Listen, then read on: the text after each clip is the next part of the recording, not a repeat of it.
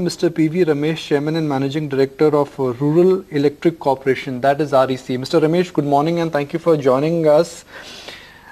Your stock has gone up and I guess markets are secretly excited about the fact that you've indicated that power financing will not be your only business and you are looking at diversifying beyond that. Is that true, and if yes, what is the strategy in place? Now, very good morning. I'm happy to be here today. Let me try to explain what the situation of REC is. REC is a public financial company. Our majority stakeholder is the government, and the government, we are at the center of the power sector. As you know, and as everyone knows, these are transformational times for the power sector. A lot has happened in the last 2 years on the power sector front. There's been a clear strategy of providing affordable, accessible power for all citizens of this country by 2022. There's a action plan in place. There's a strong visionary leadership at the ministerial level and the Honorable Prime Minister at the state level. There's a strong commitment. 2 major programs have been launched. The Deen Dayal Upadhyay Gram Jyoti Yojana, which seeks to extend power to every single village, where Honorable Prime Minister has committed to electrify all 18,452 villages within before 1st of May 2018. There's also an electrification program on for expanding electricity to the households, every single household in this country, and this is coupled with a major transformation in the form of the Ujjwal Discom Assurance Yojana, which looks at a whole slew of reforms on the delivery front at the distribution level. There is a target of 175,000 megawatts of renewable energy to be added in the next 5 years, and the traditionals to be modernized, particularly the old polluting thermal stations. There's a major emphasis on energy saving. Today, the energy saving devices are widely being extended. There's a separate corporation that's been set up. The major investment is being made in modernizing the transmission grid, the interstate, as well as intrastate by several state governments.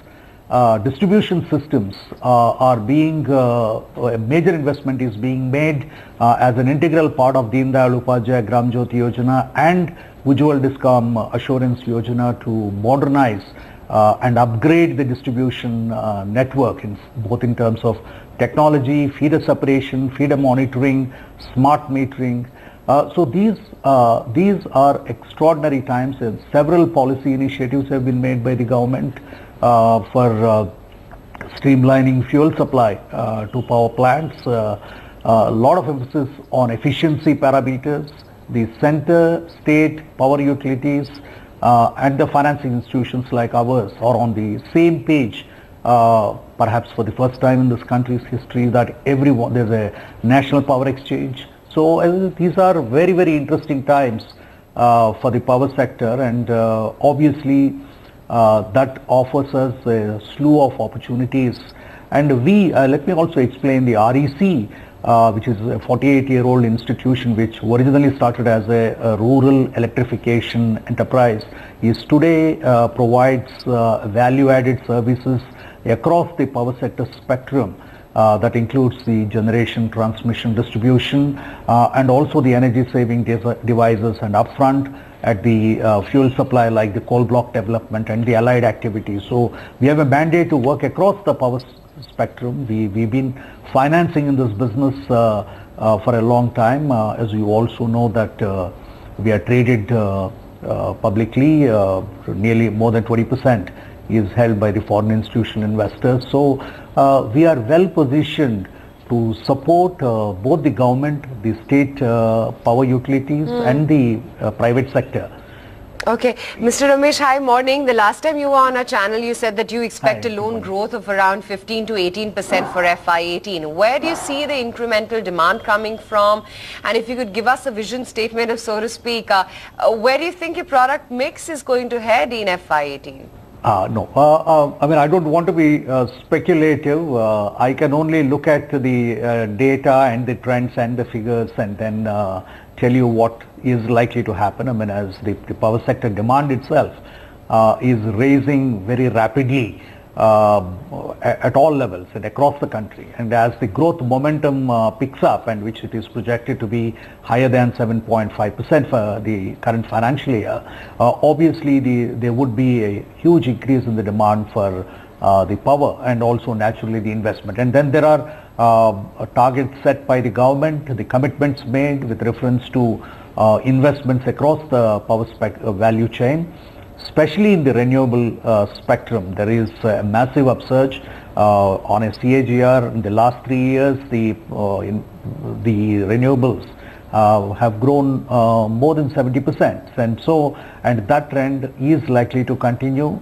And then the distribution network, there is a big effort to reach out to all the villages, all the households. So this itself would increase the demand by another 25,000 megawatt at the consumer level. And all this coupled with the efforts to reduce the cost of price and improve the efficiency, the operational efficiency of the DISCOMs, and reduce the gap between the cost of supply and the revenue recovery. I think all this put together obviously increase the demand for the capital investment across the value chain in the power sector. So we see an opportunity there, and we are already have a very close equation with all the state governments, power utilities, and a number of major players in the private sector, in the power sector. We see we should demonstrate a robust growth, as our shareholders have reposed their faith in finance. The government has a strong trust in us, so we will keep that trust. You know, I have a simple question. There is currently excess supply in the Indian power sector. The financial structure of state DISCOMs is not great. Uday scheme is half implemented. So there are troubles in the power sector, and there are troubles which will not get sorted out in a hurry. At least for next 12-18 months, I don't think anything meaningful will happen. So that could be a restricting point for REC. No, I think that's a cynical assessment. I'm sorry to say that, because why I'm saying that is the following. Uday, virtually every state has come on board. Today, 27 states have signed Uday, committed themselves to performance, operational efficiency improvement, and all the parameters of Uday. And 2.72 lakh crores of debt of the DISCOMs has been redeemed. It's a huge reduction. There's already, you see the early green shoots in the form of reduction in the AT&C losses. I mean, what were on the 1st of April 2016 about 23.6% has now come down to 22.8%. I mean, it's marginal reduction, nevertheless a significant reduction. But several states have demonstrated a very strong commitment, and several states today are below 10% in terms of losses. The cost of power has come down almost by 10 paisa per unit. There's a national exchange where you can buy power. There are several states which have reduced their cost of power.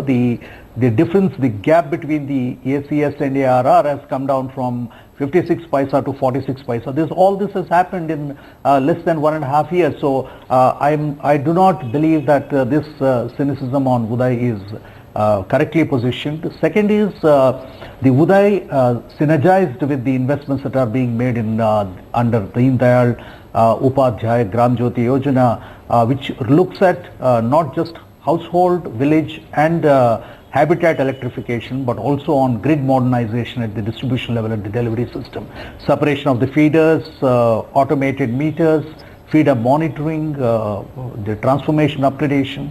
So these are all areas where big capex investments are being catalyzed, which would require much higher investments as well, and that's where perhaps we see a big growth possibility.